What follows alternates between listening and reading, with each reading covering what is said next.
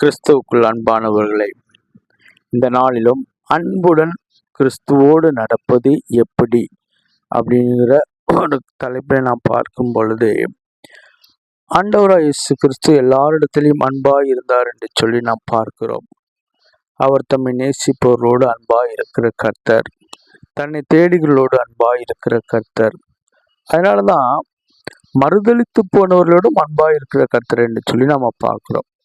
அதனாலதான் யோவான் எழுதின சுவிசேஷம் 21 அதிகாரத்தினுடைய அந்த 15 17 வரவுள்ள 3 வசனங்களை வாசிக்கும் போது, அங்க பேதுருவை பார்த்து ஆண்டவர் கேட்டிருப்பாரு, பேதுருவே, நீ என்னை நேசிக்கிறாயா என்று சொல்லி கேட்கிறதான ஒரு காரியத்தை பார்க்கிறோம்.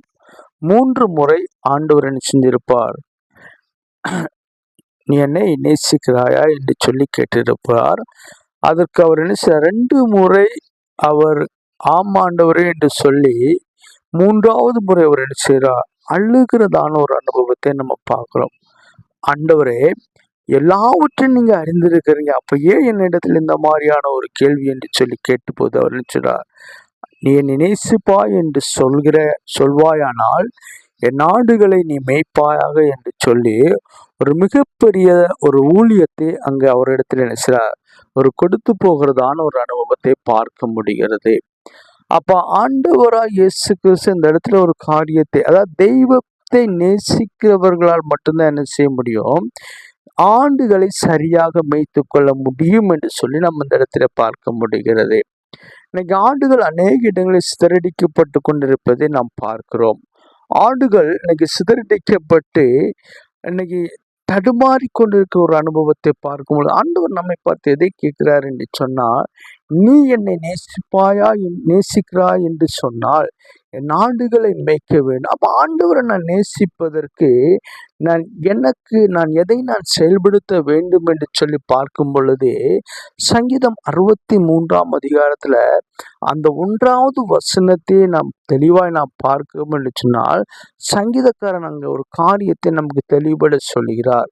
அந்த 63வது அதிகாரத்தினுடைய 1வது வசனத்தை நான் வாசிக்கும் போது அவர் நினைச்சார், தேவனே, நீர் என்னுடைய தேவன், அதிகாலமே உம்மை தேடுகிறேன் என்று சொல்லுகிறார். அப்ப கிறிஸ்துவோடு கூட நான் அன்பா இருக்கிறேன் என்று சொன்னால், ஒவ்வொரு நாளும் நான் என்ன செய்றேன், நான் அதிகாலமே தேவனை தேடுகிறவர்களா இருக்கிறேன் என்று சொல்லி பார்க்கிறோம். அடுத்தவர் என்ன சொல்ற, வறண்டதும் விடாய்த்ததும் தண்ணீரற்றதுமான நிலத்திலே என் ஆத்துமா உம்மேல் தாகமா இருக்கிறது என்று சொல்லி அவர் என்ன சொல்றாரு, அதாவது வறண்டதும் விடாய்த்ததும் தண்ணீரற்றதுமான நிலத்திலே என் ஆத்துமா எங்க தாகமா இருக்கிறது, என் கிறிஸ்துவின் மேல் அது தாகமா இருக்கிறது, என் ஆண்டவர் மேல் தாகமா இருக்கிறது என்று சொல்வதை பார்க்கிறோம். ஆனா இதுக்கு அடுத்து சொல்ற ஒரு காரியம் தான் ஒரு மெயினான காரியம், என் ஆத்துமா என் மாமிசமும் உம்மை வாஞ்சிக்கிறது என்று சொல்லி. இப்ப வேதம் சொல்லுகிறது, மாமிசம் ஆவிக்கு விரோதமாகவும் ஆவி மாமிசத்துக்கு விரோதமும் எப்பொழுதும் மனுஷனிடத்துல போராடி கொண்டிருக்கிற ஒரு சூழ்நிலையை நம்ம பார்க்கிறோம். அப்ப இவர் என்ன சொல்றார், என் மாமிசம், அதாவது ஆவி ஒத்து போகும் பொழுது மாமிசம் ஒத்து போவது கிடையாது, ஆண்டவரோடு கூட அந்த ஒரு உறவை பலப்படுத்தும்படியாக.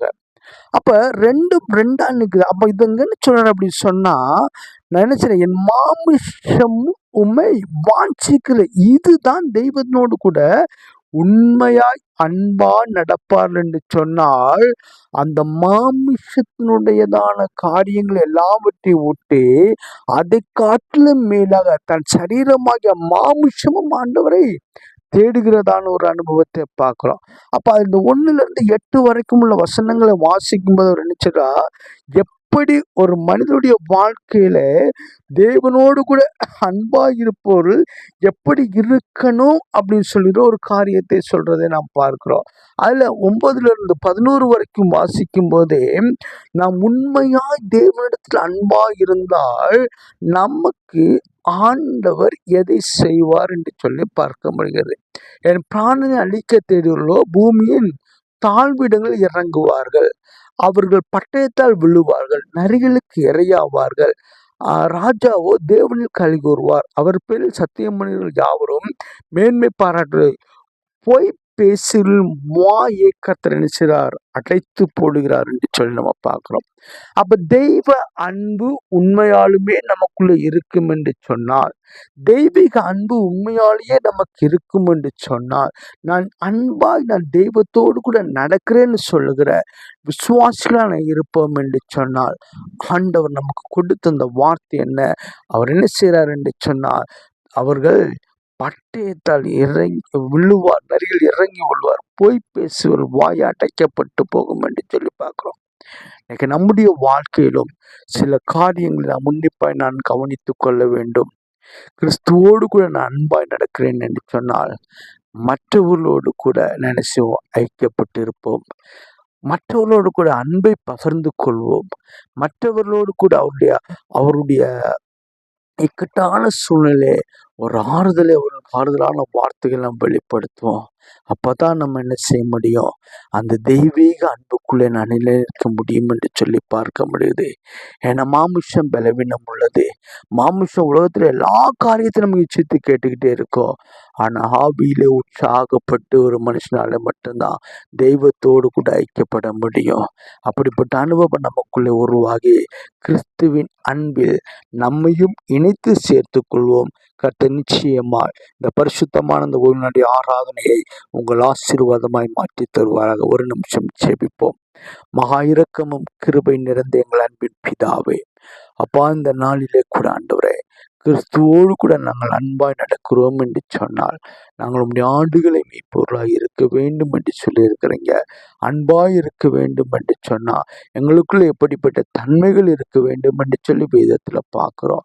இந்த தன்மைகளோடு கூட உண்மை ஆண்டவரே, இந்த பரிசுத்த ஓய்வு நாளிலே நாங்கள் ஆராதித்து உம்முடைய வார்த்தைகளை கேட்கும் பொழுது, அப்பா, உம்முடைய அன்பை தரித்திருக்கிற பிள்ளைகளாய் கர்த்தர் என்னையும் எங்களை மாற்றும்படியாக ஜெபிக்கிறோம். ஆவியானுடைய கரங்களுக்குள் ஒப்பு கொடுக்கிற இயேசுவின் மூலம் ஜெபங்கள் நல்ல பிதாவே.